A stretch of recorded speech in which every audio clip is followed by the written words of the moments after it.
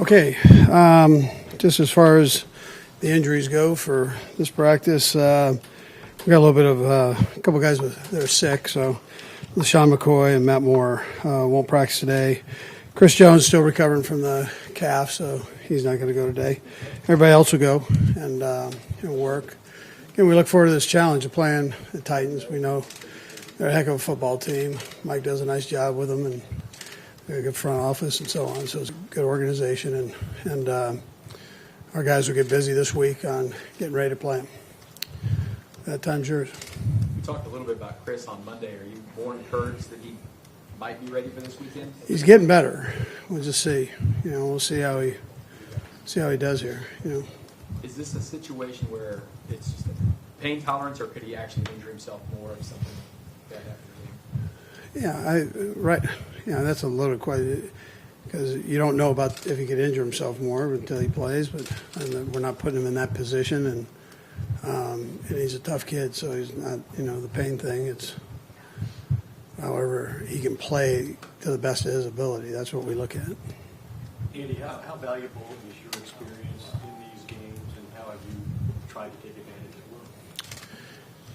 of it? Well, that's a good question. I mean, I have done a few of these, and we try to keep it as normal as we possibly can as far as the schedule goes for the players, so they can get their work done and stay within the routine of how they get themselves prepared. Likewise with the coaches, as best you can without having to travel up to do press conferences and that. So I try to stick to that, but I've done that majority of the time. I understand. I've been there. I understand how fast the game is. I mean, I can tell you that from experience, and the magnitude of it obviously is every time you take a step up in the playoffs, it's obviously still single elimination, but the magnitude's bigger, I guess you'd say. Coach, how do you anticipate? How much do you anticipate Travis Kelce being able to do? Yeah, he'll do some work. Yeah, he'll work. Full load? Yeah, well, I mean, today's a little bit lighter day, so we'll see. He feels better this week than he did last week, so that's a good thing. But we'll see. We'll give him the stuff he needs done and get that work in. Andy, I want to take you back to training camp and really when maybe the season begins, or even earlier, maybe OTA's mini camp. But the relationship, the dynamic with Daniel Sorensen and Tyrann Mathieu, I know they had to get close for a reason at training camp. Sure. Obviously, they play some of the positions. Just how have you seen their relationship develop as the season has gone along? Yeah, well, both of them are good guys, and I think both of them respect each other's game. They developed that. Dan probably knew more about Tyrann, play than Tyrann knew of Dan's play. So coming into it, but I think they play off of each other well. They have good communication between them. So and then they get along, most of all, and you can see that off the field also. So is that one of the more enjoyable aspects of coaching? It's like, hey, we came to this guy and we work well with this guy. You don't really know until it happens, and then over the course of the season, you just see it sort of deeper and deeper their appreciation of one another, their need to have one another. Yeah, you never know until you get them here, right? Until they have a chance to bond and go through all the stuff that you have to go through to put together a team. So, and the hard work and on and off the field with the meetings and so on. So, but their personalities work well together. Dan's a fairly quiet guy, and not that Tyrann's loud or anything, but he's probably a little bit more a personality that way. So, Coach, going into Coach Gruden, this is the second year for this team. What is your message this year versus last year to the players to get them prepared for Sunday's game? Yeah, so we've got an influx of new guys that weren't here that are in pretty key positions. But my thing is preparation. You get yourself ready to go. Understand, which I think they do. I mean, these guys have been around a little bit, so I understand the things I mentioned about the game being faster, and any errors are exploited even more so than in the season, and then maintain your personality and get yourself ready for a heck of a ball game. Coach, you've been so good on special teams since you've been here, you and Coach Joe. Dave's track record speaks for itself, but you guys have had some problems particular. You got stung with some special teams problems. Of course, last week had some issues. Obviously it's a wave of wine, do it, fix it. But has it been personnel change? I know you had a lot of turnover on the defensive side. Has it been something that you can get your arms around as to why you've struggled? Yeah, there are a couple things. I mean, we're working on those to make sure we get them better, and I think we'll be all right. You know, they're going to get you every once in a while. So they got us this past week, and but we came back and got them. So it was give and take. But we got to get better in some spots, and the guys are working at that. So, yeah. Andy, when you saw both last year, and you got you saying back at camp that you're going to snap your fingers and be back in this position, you had to go through the process and go through the work. Just how proud are you of the guys who work here that they went back through that process and they took care of all the small things, knowing that they were going to have to earn it? Yeah, sure. Yeah, it's tough getting here once, right? And that's not an easy thing. So the ability to put all of that aside and get yourself back in the right frame of mind to do it, and for the long haul and training camp, and then to this point, my hat goes off to the guys, for them, the coaches. They busted their tail to put themselves in this position, and they're still busting their tail. So to get ready to play against a good team. So that's. But yeah, I'm proud of them for that. You're like Bob Euchre for about a second right there. Whenever you're asked about Patrick and sort of the cool and the leadership and all that, you often refer to the baseball approach to everything. Is that something that has to be learned, or is that something that's innate? And how rare is that for guys? Yeah, I think it's rare. I mean, his leadership ability, his ability to the feel. I don't know if you can teach that part. You can teach the fundamentals and those things, but then they put their own personality on it. And you want to make sure that takes place. He's done that. And then he's been able to lead. I think where that locker room growing up, where that comes into effect is it helps with the leadership, that he's not afraid to put it out there. And, he's seeing his dad and other leaders on that team, on the different teams, step up when they needed to, and know that somebody's not going to laugh at you or, do that type of stuff. So you got to be able to step out and do that and feel comfortable. And he's comfortable with that. And then all the wrist and throwing from different motions or different angles, I think some of that's baseball. I mean, that helps. He played a lot more baseball than he did football early. So he knows all those release points and what he can get away with from those spots. Just nobody you would ask, but your team's 1-8 record against the Titans. Is there a common thread through that? There's been some crazy games and some really strange bounces in those games. Yeah, they're all different. Heck of a record, though, isn't it? Not very good. I mean, Ted was telling me about it. I normally don't keep track of those things, but Ted reminded me before I got in here that you guys would ask. So I got to do better on my end. My players, they've won more games than I have against them. Some of these guys. So it's I'm just going to bank on them. Andy, you mentioned the other day seeing some parallels between with Patrick's influences on the team and the offense, and Tyron's influence too. I wonder if you might be able to elaborate on that. What are the common denominators that they seem to bring both the room and their sides of the ball? Yeah, they're very similar personalities, different backgrounds and all that. I mean, they're different people. So, but their ability to lead men, I think, is common. They've got an easy way about them where they can analyze a situation and come to the players with clarity on it. Good communication skills, and I think both of them love to play. I always joke the Badger that we just kind of unlock the cage and he makes all these funny noises, comes out and plays his tail off. But he's a tremendous communicator and loves the game. And like Patrick, he studies like crazy to make sure he gets everything down.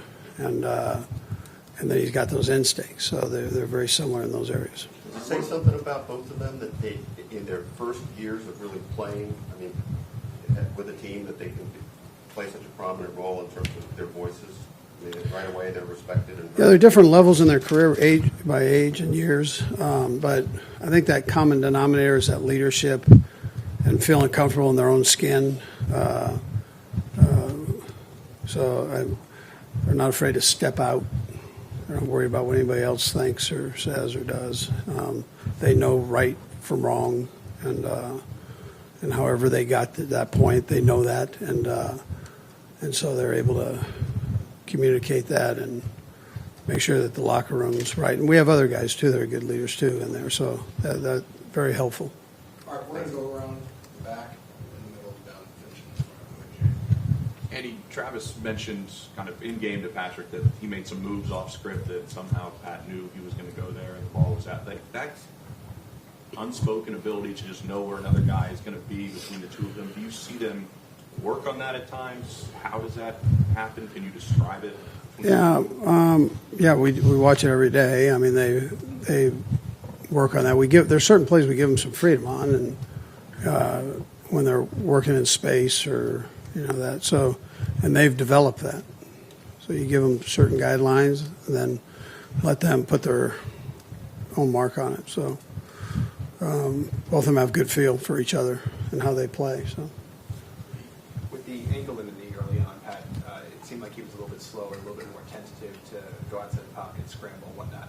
He seems comfortable now at over 50 yards last game. Just how does that open things up a little bit more for what you guys are able to do as far as the offense? Yeah, well, it's good. I mean, that's a positive for us that you have that threat.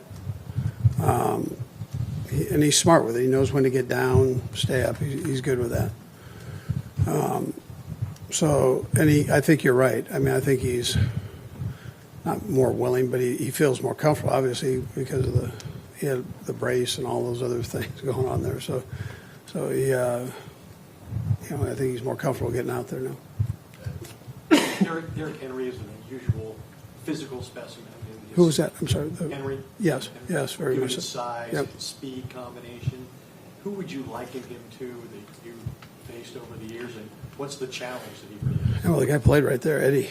I mean, he and Eddie are similar size. This kid might be even bigger than Eddie, but both of them were big, strong backs that could run fast. And you look at them and you go, man, they'd be good tight ends too. So yeah, he's a heck of a player. Good kid too. He's a really quality kid. So he loves to play the game. The Titans offensively haven't shied away from using some creativity, being pretty aggressive in play calling. How do you prep for a team that's going to, is going to maybe pull out a couple of trick plays a game, and is there a churning in the gut when you face a team like that, or even if you're making a decision to do maybe a trick play on your own?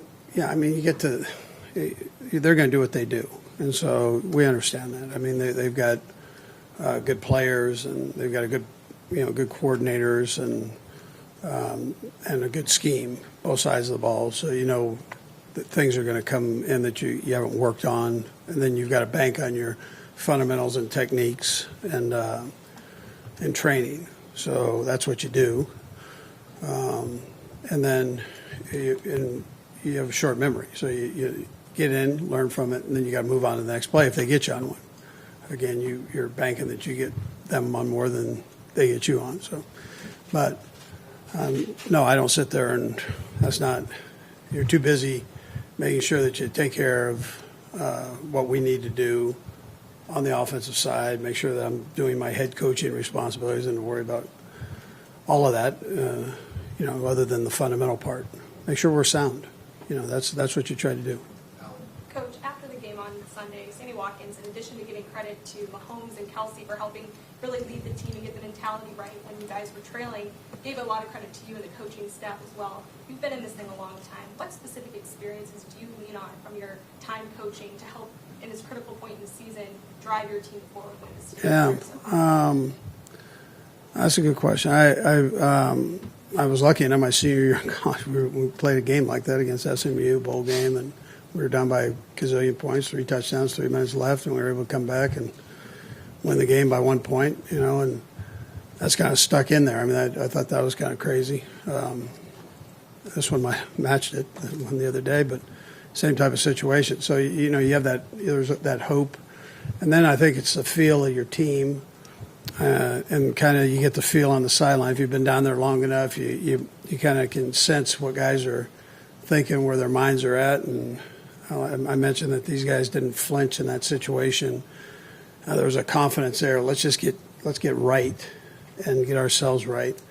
So I think as coaches, we're here to teach, so we tried to do that at that time. And the players, they were going, let's just, we don't drop balls. We catch them and we do our thing and we make plays and both sides of the ball, and that's what guys did. Last team carrying. Coach, how does winning a game like that help prepare you for the next game? When you come back like that, obviously there's a confidence, but they now believe they can pretty much handle anything. And is that a good thing that you like to see with your team as you go to the next level? I don't think it hurts. I think right now, though, preparation is the most important thing. Getting yourself ready for this team. They're all different. This team is going to give you a certain look. They kicked our tail the last time we played them, and so we got to make sure that we get ourselves right. And so that's what we're doing, and we're going to work hard at that.